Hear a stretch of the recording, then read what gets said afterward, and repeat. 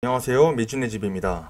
오늘은 우리 국내에서도 상당히 많은 분들이 투자하고 계시는 QYLD라는 월배당이자 고배당 ETF인 QYLD에 대해서 한번 공부하는 시간을 갖겠습니다. 과연 이 ETF가 정말 투자 매력이 있는지, 그리고 만약에 있다면 어떠한 리스크가 있는지도 같이 한번 살펴보겠습니다.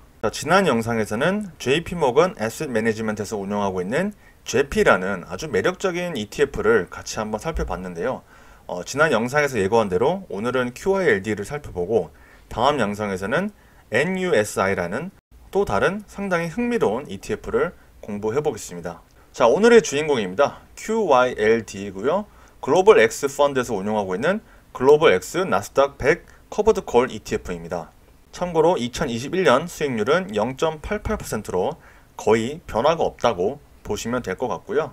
자, QYLD가 뭔지에 대해서 간략하게 개요를 같이 한번 살펴보겠습니다.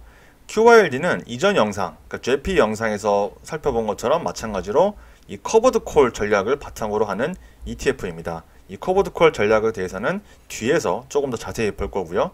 상장일은 2013년 11월 12일입니다. 운용 보수는 0.6%로 상당히 좀 높은 편이죠. 그리고 운용 자산은 4.241년 달러인데 한화로 하면은 약 4조 9,600억 원 정도 된다고 보시면 될 것 같습니다. 모닝스타에서는 이 ETF에 대해서 4스타 등급을 부여하고 있습니다. 상당히 매력적인 ETF라고 평가하고 있는 것이죠. 자, 아까 제가 이 운용보수가 조금 높다고 말씀드렸는데요. 일단은 말씀드린 대로 운용보수는 0.6%입니다. 자, 만약에 우리가 $10,000를 투자하고 매년 5%의 수익률이 발생한다고 가정했을 때 QYLD에 1년 보유하고 매도했을 때 수수료는 $61가 나오고요. 5년 동안 보유하고 매도할 경우에는 $335의 수수료가 나옵니다. 그래서 QYLD의 운영보수는 조금 높은 편이라고 할 수 있겠습니다. 이전 영상에서 살펴본 JP 같은 경우에는 0.3%대였기 때문에 이와 비교했을 때는 상당히 높은 편이라고 할 수 있겠죠. 자, 이어서 이제 QYLD의 투자 전략과 방향을 같이 한번 보겠습니다. 이 QYLD의 공시자료에서 제가 가져온 내용인데요. 일단 여기 내용 보시면 추적 인덱스 주식에 최소 80%를 투자하고 있고요. 이 전략이 바뀔 경우에 최소 60일 이전에 공지한다고 나와 있습니다. 그래서 주식에 최소 80% 이상을 투자한다. 자, 그 다음은 인덱스. 여기서 말하는 인덱스는 나스닥 100을 말하고요. 이 인덱스를 매수한 다음에 그 인덱스에 대한 콜옵션을 동시에 발행하는 커버드 콜 전략을 쓰고 있습니다. 이거는 이전 영상에서 살펴본 JP와 상당히 유사하다고 보시면 될 것 같고, 자, 커버드 콜의 발행 시점은 매달 세 번째 금요일, 그리고 결제 시점은 그 다음 달 세 번째 목요일이라고 명시가 되어 있습니다. 그래서 커버드 콜은 제가 이전에 JP 영상에서도 설명했기 때문에 같이 한번 참조하시면 좋을 것 같고, 간단하게 정리하자면 QYLD 같은 경우에는 나스닥 100 지수를 일단 매수를 하고요. 그 지수에 대한 콜옵션을 판매합니다.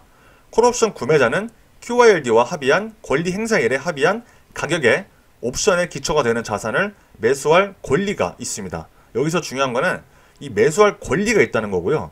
이 의무가 아닙니다. 그래서 옵션을 포기할 수도 있습니다. 그리고 QYLD는 이러한 콜옵션을 판매함으로써 프리미엄을 받고요. 커버드 콜은 시장이 횡보하거나 아주 조금 상승하는 장에서는 매우 유용하지만 강력한 상승장에서는 수익이 제한되는 단점이 있습니다.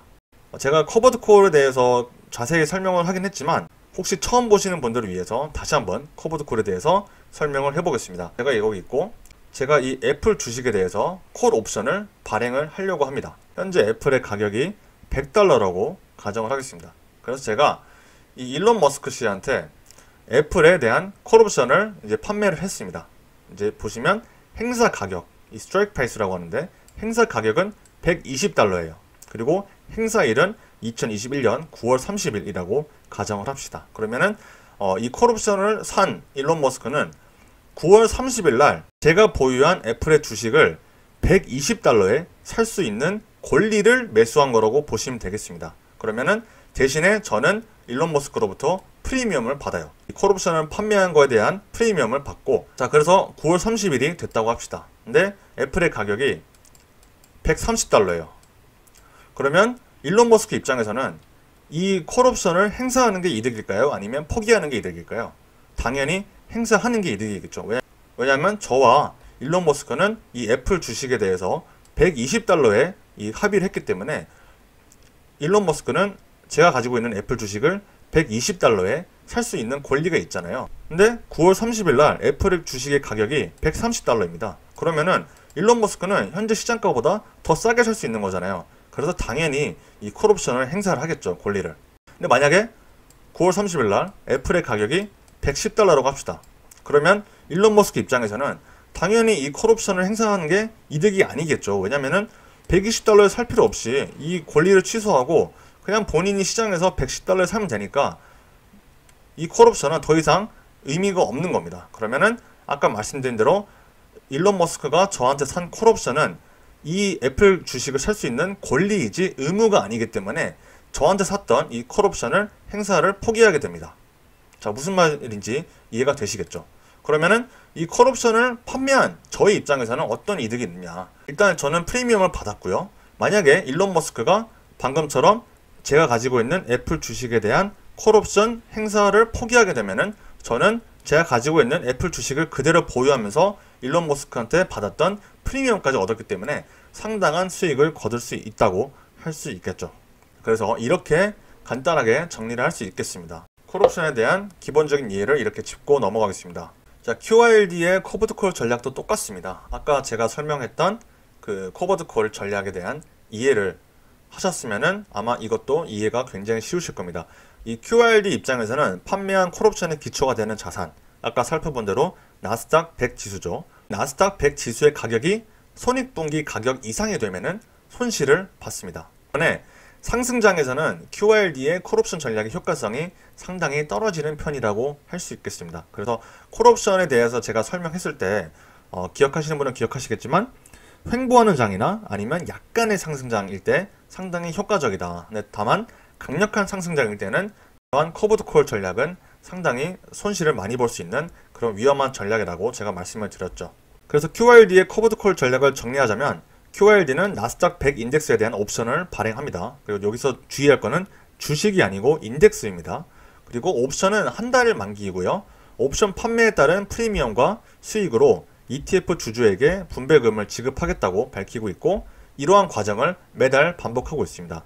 그리고 옵션 구매자가 권리를 행사할 경우 현금으로 결제합니다. 이 QRD가 보유하고 있는 자산이나 주식으로 결제하는 게 아닙니다. 자, 그래서 이러한 QRD의 커버드 콜 전략은 시장에 따라서 어떻게 다른지를 간단하게 좀 짚고 넘어가겠습니다. 자, 첫 번째는 이제 하락장일 때인데요.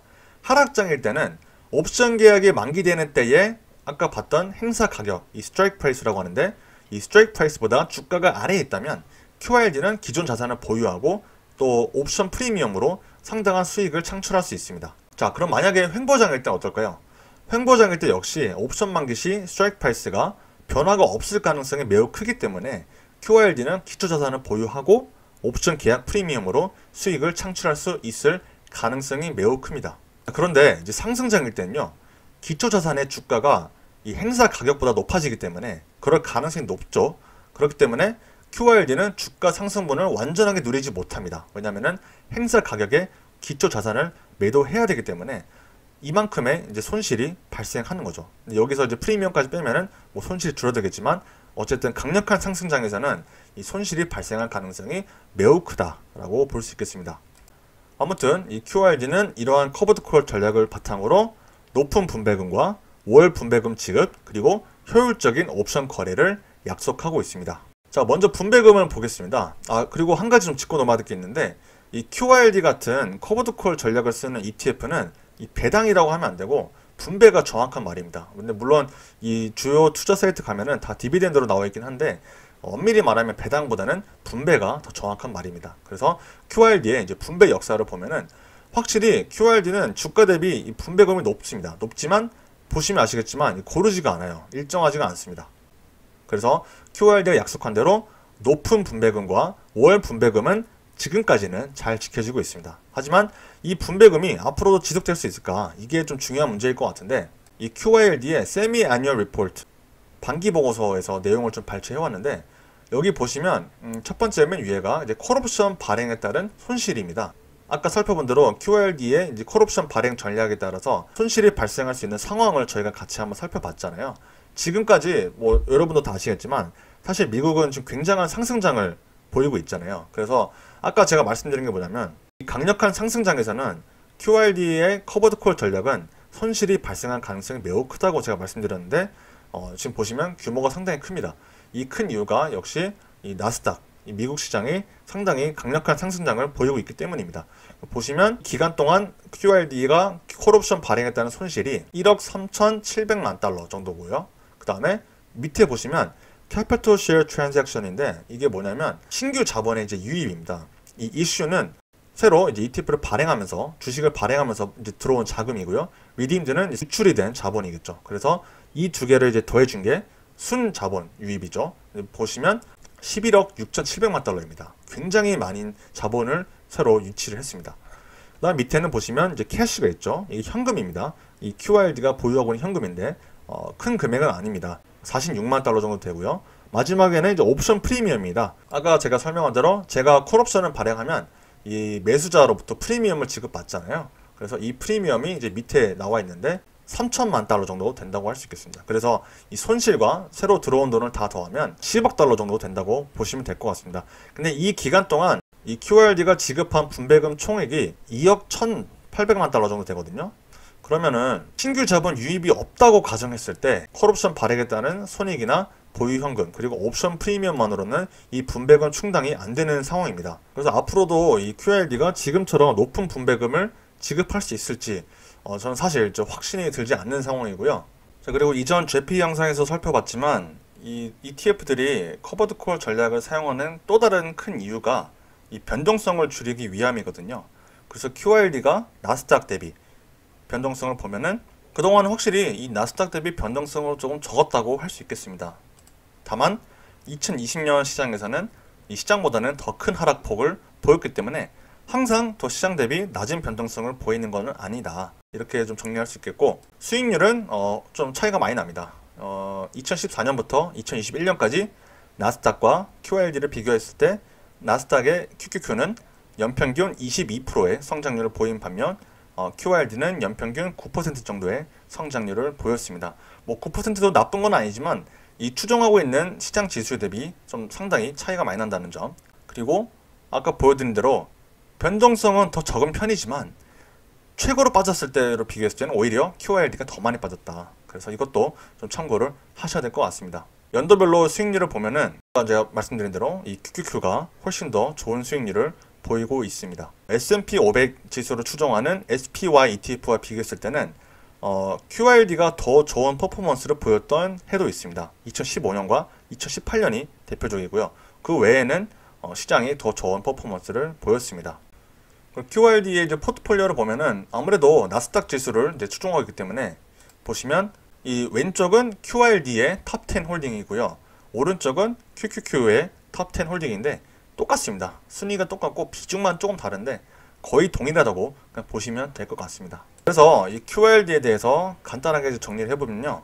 일단 장점으로는 높은 배당률이 있습니다. 이 분배금인데 상당히 높은 분배금을 지급하고 있고 이 높은 분배금을 월 단위로 지급하고 있다는 점은 장점이라고 할 수 있겠습니다. 그리고 시장 대비 상대적으로 낮은 변동성도 상당히 좋은 장점이라고 할 수 있겠습니다. 다만 단점으로는 저는 현 수준의 배당 지속 가능성이 의구심이 있고요. 그리고 시장 대비 낮은 수익률로 유의를 하시면 좋을 것 같고 상대적으로 시장 대비 변동성이 낮은 건 맞지만 2020년 하락장 같은 경우에는 시장 대비 더욱 크게 빠졌기 때문에 이 하락장에서 정말 큰 하락장에서는 과연 시장 대비 아웃퍼폼 할 수 있는지 거기에 대한 의구심이 있습니다. 그리고 이 커버드 콜 전략의 특성상 제한된 상승 가능성이 있고 다만 하락 가능성은 제한이 없다. 이것도 염두를 하셔야 될 것 같습니다. 그래서 결론은 이 월배당 그리고 고배당이라는 매력이 있지만 이 변동성과 수익성 매력이 상당히 떨어지고 이 하방 여력이 열려 있다는 리스크가 너무 크다고 저는 생각을 합니다. 그래서 지금까지 살펴봤던 JP와 QRD를 비교했을 때는 JP가 조금 더 매력적이라고 생각을 합니다. 자, 그래서 다음 영상에는요, 이 NUSI라는 ETF가 있는데 이 ETF에 대해서 같이 공부를 해보고 그 다음에 JP와 QRD와 NUSI를 같이 비교 분석하는 영상을 준비를 하겠습니다. 그래서 오늘 내용도 도움이 되셨길 바라면서 긴 영상 시청해 주셔서 대단히 감사드립니다. 미준의 집이었습니다.